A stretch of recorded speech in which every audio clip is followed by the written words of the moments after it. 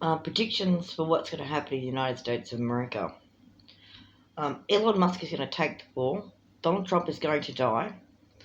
JD Vance is going to take the seat as vice president. It's going to be revealed that he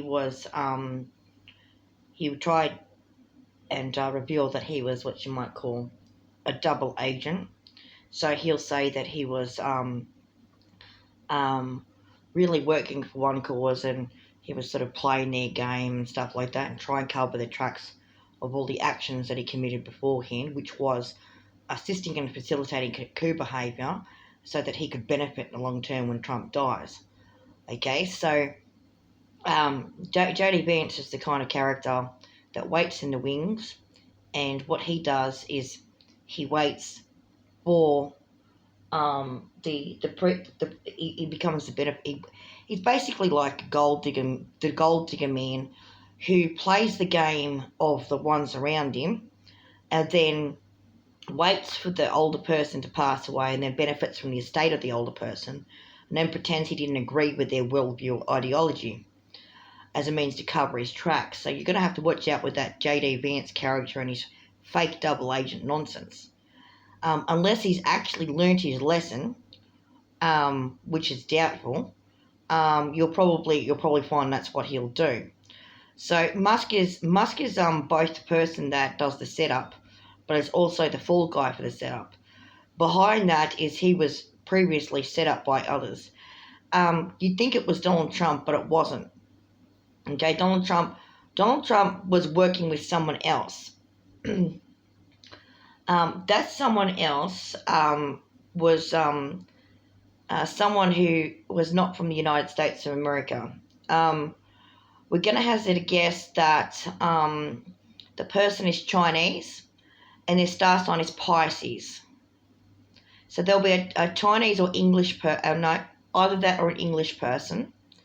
We suspect the person that Elon Musk was partially set up by was probably COINTELPRO or MI6, and their star sign was Pisces. They're probably a similar generation to Donald Trump as well. So it'll be an older person, most likely of English descent, whose star sign Pisces. Now, if that describes Elon Musk, then it creates an interesting scenario, but that's not necessarily the case. On the subject of other things, the purpose of Biden was to have to show a male Ereshka Cargill story. So Joe Biden was the male Ereshka Cargill in the story. He was the one who had, in some previous story in his political career, he'd been usurped, okay, or he'd witnessed a woman being usurped, and he's taken the role of the one who gets usurped. So the assumption that got made about Kamala Harris is that she was the usurper, or that she was the Ereshka Gargle character, but that's not the case at all. Most likely the one that got usurped was Sarah Palin, because you have to do it in party anyway when you're talking about the GOP. So at some point in the past, Sarah Palin was usurped. She was usurped by the ones that Musk was both manipulating and working with. In that case, it was 4chan. And of course, that was for the original seed to benefit Trump. In a similar way that they did the same thing with Hillary Clinton, they did something similar to Sarah Palin. So back to MI6 and COINTELPRO. You think it's all about the Americans, but the Americans, as you can see, are under influence, China and Russia, you think. But what about England? So the mirror for Joe Biden is King Charles III.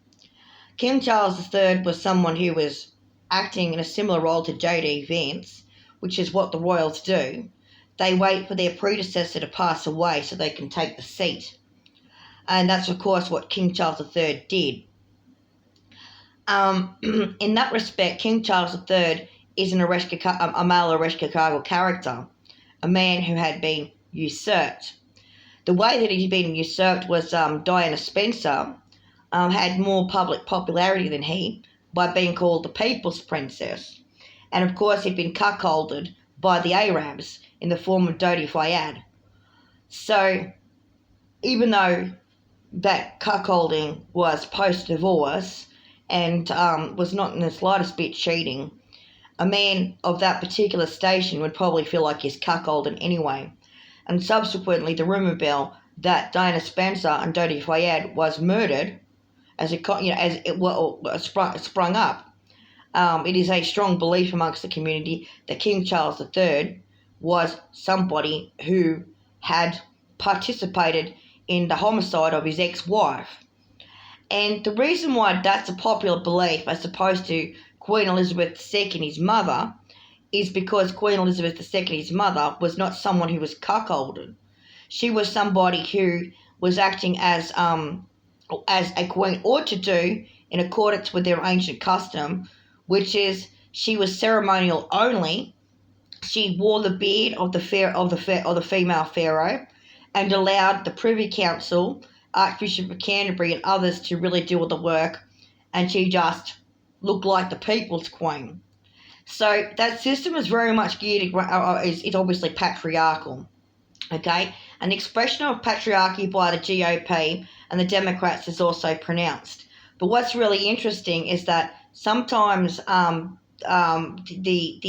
parties that are playing the role of the anti-patriarch will have the role of a woman who's a 2IC like Kamala Harris, who they claim to be the usurper, and for the one that they're second fiddle to be the usurped one. So the usurped one is allegedly Joe Biden. But we have to go back a step, and we need to acknowledge that Joe Biden was never usurped in the first place, and certainly not by Kamala Harris.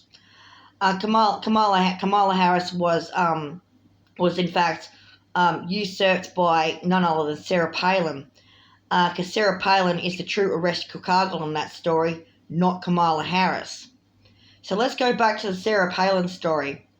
And the Sarah Palin story, as far as Republican Party candidates were concerned, she was considered someone far more likely to take the role in the Oval Office than any Republican woman that had come before.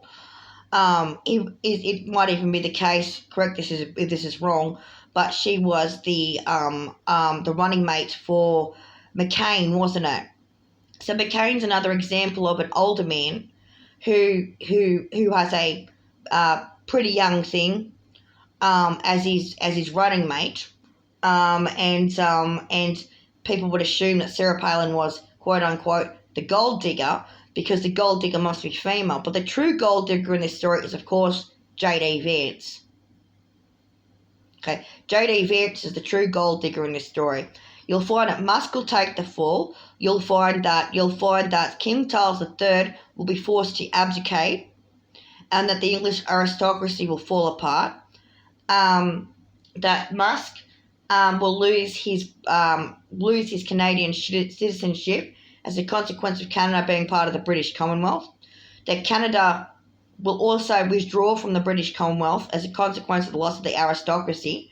No aristocracy means no king means no Commonwealth. Okay? Although the Commonwealth countries will likely honour their pre-existing friendships. So there won't be any enmity between them, basically. So Musk, by pushing for the English to do such a thing, is already playing with pre-existing sentiment that goes back thousands of years. He's trying to present himself as the character that is the revolutionary character, the incel that's upset, that's taking charge, that's ram-raided and staged a coup and stuff like that. That's a revolutionary. But actually, he's a genuine expression of the satanic cabal, as the same incel conspiracy theorists projected in the first place. He even used the styles and titles of that cult on his Twitter feed when he had a picture of a frog saying, "We are back." In the language of the incels from 4chan, that refers to Kek. Okay, now in the original language of the incels, Kek was Donald Trump, but that was a symptom of Musk attempting to usurp Donald Trump. Musk, however, cannot do that. He can't usurp Donald Trump no matter how much he tries. He can only usurp the powers around Trump that prop him up.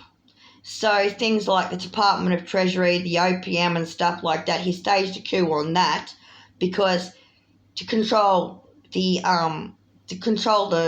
figurehead, you must control that which props up the figurehead, such as the financial resources in the system. So in all of that, we've got a big distraction. That's part of the distraction conquer tactics as well. What you really need to be looking for is the tech bros around them. So on the subject of Mark Cuban and Mark Zuckerberg is the guy that wants to defect from the tech bros' AI transhuman agenda, okay, but is too entrenched by it because a lot of people would know that the origin story of Facebook was as a misogynistic, dude bro freaking rant at a university that got funded by the NSA to be turned into a sort of data collection thing. Followed from that, so he's been in bed with the military-industrial complex the entire time. He's having second thoughts. Zuckerberg's having second thoughts. He probably won't defect. We're going to hazard a guess and say his religious persuasion, which is probably Judaism by tradition, is not necessarily his emotional persuasion, which is having lots of money is cool. Okay, so Mark Cuban is the one that likes to present that he's in opposition to Musk, but he's not. He's from the same group that developed the OpenAI in the first place. So the purpose of Mark Cuban is to be somebody who looks like they're playing off each other. They're all part of the same team, and they're playing off each other. So Mark Cuban is entrenched in that AI transhuman agenda as well, and he is someone that looked to benefit from it. He's the one that wants to, of course, bring down Sarah Palin. They want to prevent the rise of Sarah Palin or Sarah Palin type characters. Okay, so that type of thing, that part of the incel culture is that the prevention of female leadership, or the besmirching of it, or the control of female leadership when it occurs, such as Queen Elizabeth II's Hatshepsut beard.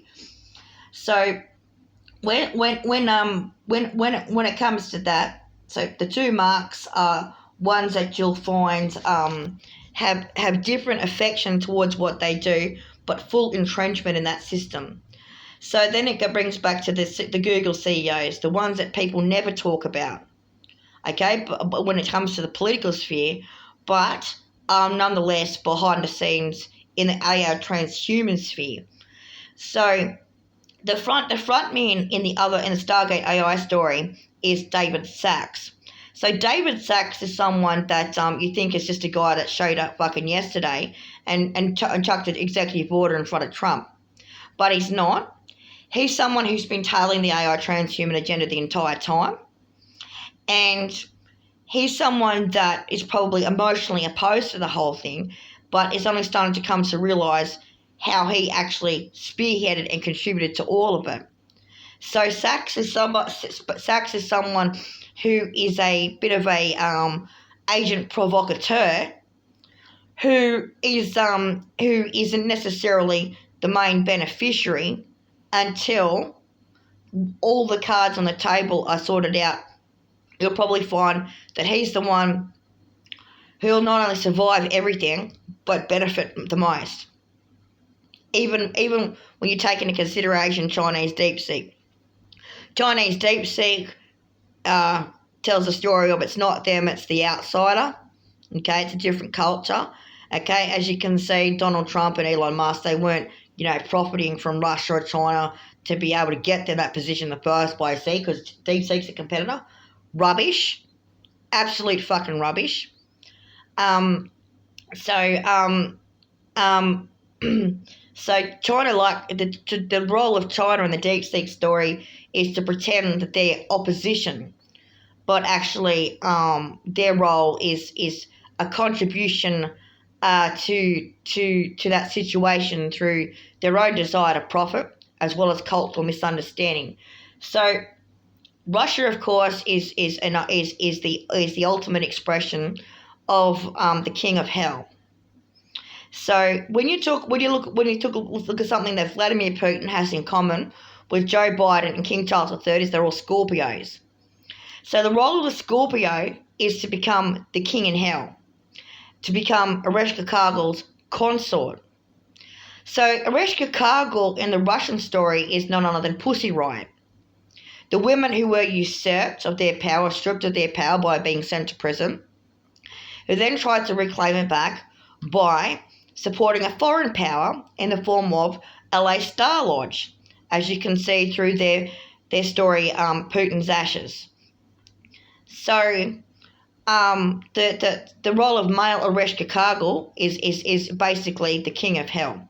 So the king of hell in this story is, of course, Vladimir Putin. And the real Ereshkigal Kargal women that you need to think about is Pussy Riot. What they're likely to do, Pussy Riot is likely to, as defectors or fake defectors to the USA, because remember when they were in hell, they found a strange ally in the king of hell.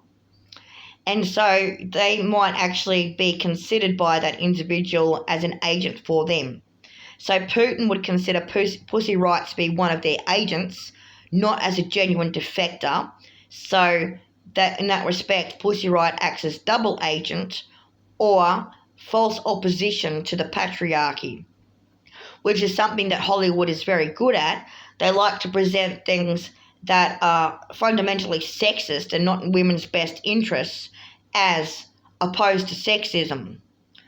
So the hidden message and that opposition to female liberation is a hidden code behind the overt one. So they present as feminist, but they act as anti-feminist. Which is of course the continuous controlling of female opposition. So the other thing that you'll find with that is that the belief that the Donald Trump type characters have and the Musk type characters have is that only they can be expressions of feminism. And that's where the satanic component comes into it, and how it relates to how Vatican type religions and Anglican type religions are none other than two sides of the same coin by some people's estimation of what they're doing, which is they don't believe that, let's say, when Sarah Palin was walking around minding her own business, had not been attacked by 4chan, they don't consider an expression of female power, that she was supporting of McCain, that she'd been a governor in Alaska or wherever she was from, and so on and so forth. Her success was not a real success because she hadn't been commandeered by the men. Also, because she had supported the team that is front associated with misogyny against women, as opposed to so-called fake female liberation, the Democrats as well. It meant that they could portion the attack on the outsider, on the incel, on the 4chaner, so they could blame Musk later for his involvement in that. So when it comes to that, Sarah Palin and Kamala Harris have more in common. So what they try and do is they try and pit the conservative women against the left-wing women, and they try and create situations where the men are responsible for female liberation through female slavery. So the Christian religion enslaves women in accordance with one particular set of customs and protocols, and the satanic religion, or what the Christians call the satanic religion, enslaves the women through a completely different set of protocols.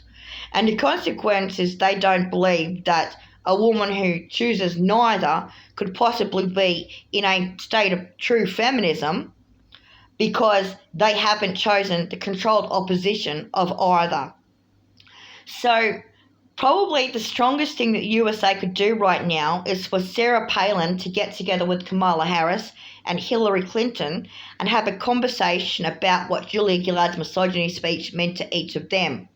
In Australia, the equivalent would be possibly Lydia Thorpe or Sarah Hanson-Young having a conversation with Julia Gillard, as well as Pauline Hanson. So Pauline Hanson is the conservative woman who lives in fear and has walked the path of conservative men because she did not feel like there was empowerment coming from the non-conservative women. She got taught that they were controlling opposition, but conservative values were going to protect her. when in actual fact both sets of values are dangerous